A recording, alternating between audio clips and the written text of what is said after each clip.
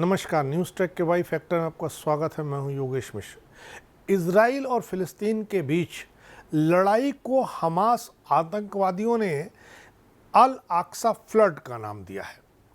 Operation अल Aqsa flood का नाम देने के बाद यह जानना जरूरी हो जाता है कि आखिर ये अल अक्सा है क्या।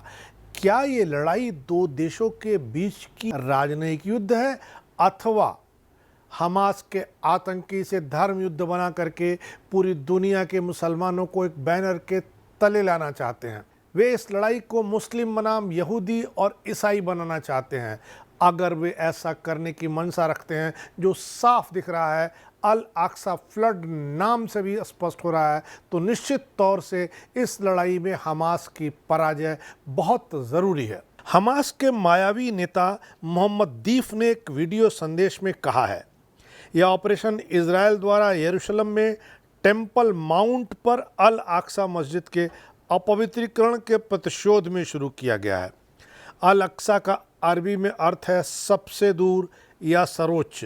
यह एक मस्जिद है जो यरूशलेम के पुराने शहर के केंद्र में स्थित है। मक्का और मदीना के बाद सभी संप्रदायों के मुसलमान इस मस्जिद को उच्च सम्मान देते हैं। कुरान में अल अक्सा का कई बार जिक्र है। कुरान और हदीस की कई आयतें अल अक्सा मस्जिद के विभिन्न पहलुओं और विशेषताओं का उल्लेख करती हैं। इस्लामिक स्रोतों के अनुसार पैगंबर मोहम्मद की ईश्वर से मुलाकात समय और स्थान के वैज्ञानिक दायरे से परे हुई थी। उन्हें चमत्कारिक ढंग से मक्का की मस्जिद अल हरम से यरूशलेम की मस्जिद अल अक्सा में ले जाया गया। कहा जाता कि यहीं से वह स्वर्ग की यात्रा पर चले गए। कुरान में नाम से सिर्फ दो मस्जिदों का उल्लेख है, एक मक्का की मस्जिद अल हरम और यरूशलेम की मस्जिद अल अक्सा। यह पवित्र काबा के आसपास के क्षेत्र अल हरम को भी संदर्भित करता है। इसी तरह कुरान में अल अक्सा मस्जिद को बैत अल मकदिस के केंद्र के रूप में वर्णित किया गया है, जिसका अर्थ है पवित्र भूमि या मोक्ष और शांति की भूमि। कुरान में अल अक्सा और उसके आसपास के क्षेत्र को धन्य बताया गया है। अल अक्सा मस्जिद को किबली मस्जिद या किबली चैपल के नाम से भी जाना जाता है। यह यरूशलेम के पुराने शहर में स्थित है।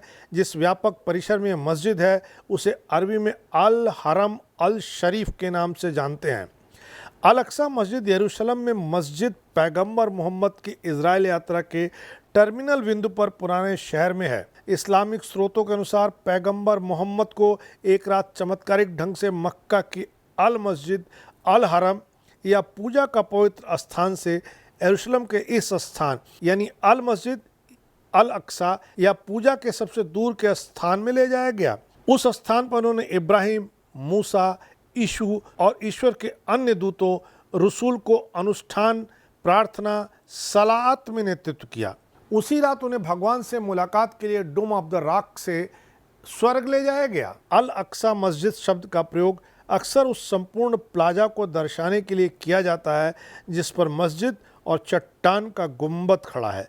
हालांकि प्लाजा को औपचारिक रूप से अल हरम अल शरीफ यानी नोबल सैक्चुअरी के रूप में भी जाना जाता है। आधुनिक समय में मस्जिद और प्लाजा अरब इजराइल संघर्ष में तनाव का एक विशेष बिंदु है। मुसलमानों के अलावा यह प्लाजा यरूशलेम के लोगों के लिए एक महत्वपूर्ण मंदिर के रूप में भी स्थान रखता है। 1967 के 6 दिन के युद्ध के दौरान इजराइल ने पूर्वी यरूशलेम और उसके पुराने शहर पर कब्जा कर लिया था। यह जॉर्डन का हिस्सा था। बाद में इजराइल ने पूर्वी यरूशलेम पर कब्जा किया, लेकिन प्लाजा को जॉर्डन के हाशमी राजवंश द्वारा बनाए गए इस्लामिक वफ़द के संरक्षण में छोड़ दिया। रशीदुन खलीफा उमर या उमद खलीफा मुआविया प्रथम के शासन के दौरान मस्जिद स्थल के पास परिसर में एक छोटा सा प्रार्थना घर बनाया गया था। समय समय पर किए गए जीर्णोद्धार के दौरान सत्तारूढ़ इस्लामी राजवंशों ने मस्जिद और उसके परिसर में अतिरिक्त निर्माण कराया, जैसे कि इसके गुंबद, अग्रभाग, मीनारें और आंतरिक संरचना। 1099 में क्रूसेडर्स द्वारा कब्जा किए जाने के बाद इस मस्जिद का बहुत लंबे समय तक उपयोग राजमहल के रूप में किया गया। यह नाइट टेम्पलर्स के धार्मिक आदेश का मुख्यालय था। 1187 में सलादीन द्वारा इस क्षेत्र पर कब्जा करने के बाद एक मस्जिद के रूप में संरचना का कार्य बहाल किया गया।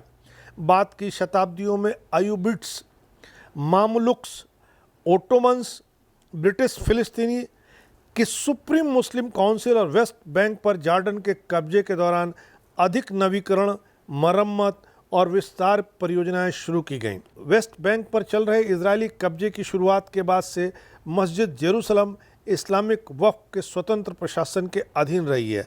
अल-अक्सा मस्जिद अल-अक्सा परिसर के हिस्से के रूप में यहूदी धर्म और ईसाई धर्म के विभिन्न ऐतिहासिक और पवित्र स्थलों के करीब है। इसके परिणाम स्वरूप पूरे क्षेत्र का उच्च भू राजनयिक महत्व रहा है। इजराइल और फिलिस्तीनी संघर्ष का यह एक प्रमुख महत्वपूर्ण बिंदु है और हमास का सिर्फ यह कहना है कि यरूशलेम की मस्जिद को यहूदियों ने अपवित्र कर दिया है, इसलिए हम यहूदियों और ईसाइयों के खिलाफ ये संघर्ष छेड़े हुए हैं।